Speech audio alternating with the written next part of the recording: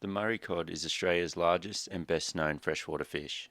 In spite of its iconic status, in recent decades overfishing, loss of habitat and the battle against European carp led to fears that the Murray cod could be wiped out. This led to a commercial fishing ban for cod in 2003, and since then it's dropped off the radar as a table species for many people on the coast.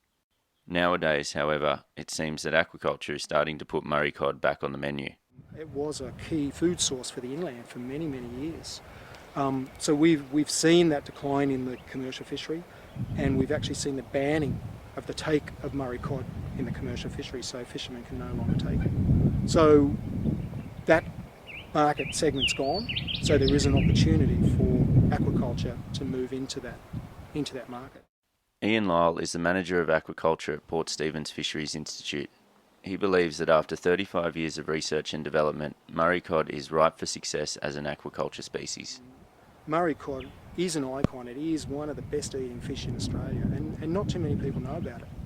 And I guess it's got an interesting history with aquaculture development in Australia. The hatchery techniques were developed in the late 70s and through fisheries work at Miranda Fisheries Centre, and then transferred to the private sector. So we've seen a healthy industry growing Murray cod fingerlings and then stocking them for farm dams, etc. But that taking the animal then to produce it on a commercial scale for food fish was a whole new kettle of fish. But in the last 20 years, we've really seen the native fish industry develop quite strongly.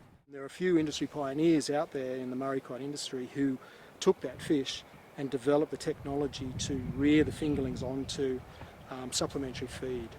And that was a real achievement. None of that technology was developed for Murray cod, so it was developed by the private sector. One such pioneer is Bruce Malcolm from Uwara Fisheries in Grong Grong in the New South Wales Riverina.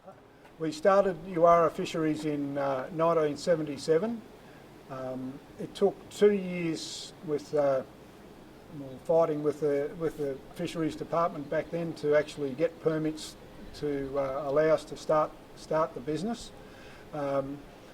They told us that we wouldn't be successful, and when we proved them wrong, then it became very easy for other people to get permits. They're a high order carnival, so what we had to do was to actually change the fish, the nature of the fish, into more a schooling fish, and then we had to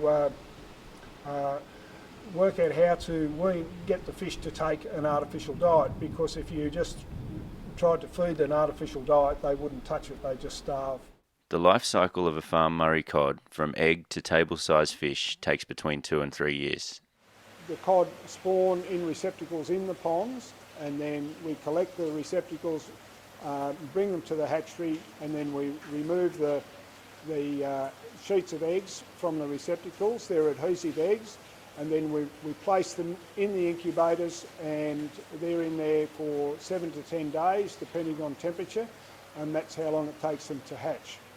Once they've hatched, we transfer the larvae to baskets in trays to absorb their yolk sac, and that takes a further 10 days. And once they've absorbed their yolk and they're ready to feed, they swim up into the water column, and we then transfer them to larval rearing ponds, which have been prepared about 2 weeks prior.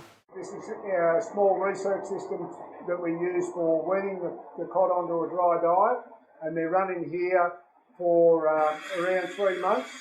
The fish have been transferred from the weaning system to the growing system. These tanks here, they're around 80 cubic metres each. At the moment we've got around 3 tonnes of fish in each tank.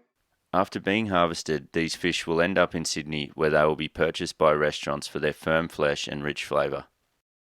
It is one of the highest priced freshwater fish in the market, and it's renowned with anglers as its eating quality, and regarded by some international chefs as one of the best freshwater table fish in the world.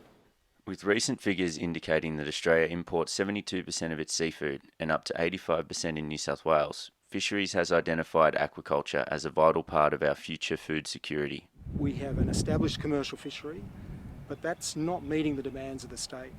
So we either rely upon imports to meet the demand in New South Wales, or we try and encourage sustainable seafood production. While not all species farm as well as they grow in the wild, it's examples like Murray cod where Australia can benefit from aquaculture. They still retain the flavours of the wild fish, but in a domesticated situation. So the future's looking pretty bright for Murray cod.